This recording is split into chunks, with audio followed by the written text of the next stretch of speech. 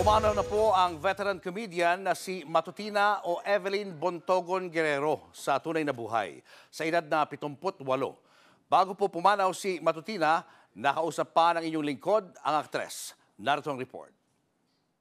Ano lang ako ng osteoporosis.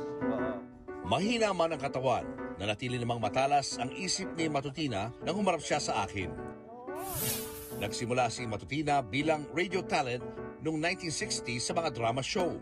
Hanggang sa napansin siya ng direktor na si Ading Fernando noong 1972 at isinama siya sa cast ng John and Marcia, nina Dolphy at Nina Blanca. Sa sitcom, nagmarka ang kanyang karakter bilang makulit na kasambahay ni Deli Atay-Atayan o ni Doña Delilah. Ano yung sinasabi mo?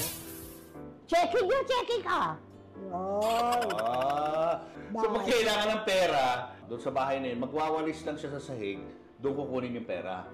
Nakagawa din siya ng mga pelikula at nagkaroon ng mga endorsement ng iba't ibang produkto. Nang mawala ang John and Marcia noong 1992, humina na rin ang mga oportunidad para kay Matutina. Kaya bumalik siya sa pagiging isang voice talent hanggang sa magkasakit siya sa kidney na naging dahilan para siya'y mag-dialysis. Dahil dito, nahinto siya sa pagtatrabaho.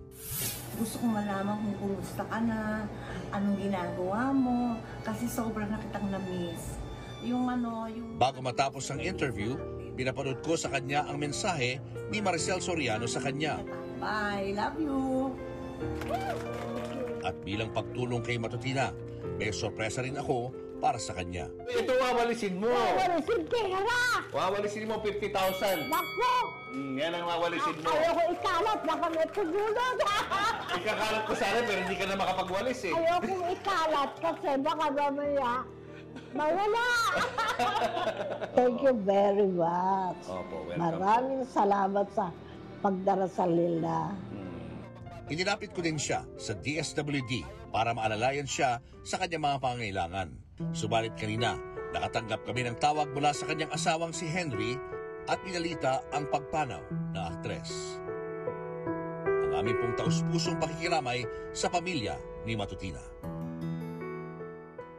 Mga kapatid, Julius Babaw po. Iba na ang may alam at may pakialam sa panahon ngayon. Para sa frontline ng mga balita, mag-follow at mag-subscribe sa social media pages ng News 5.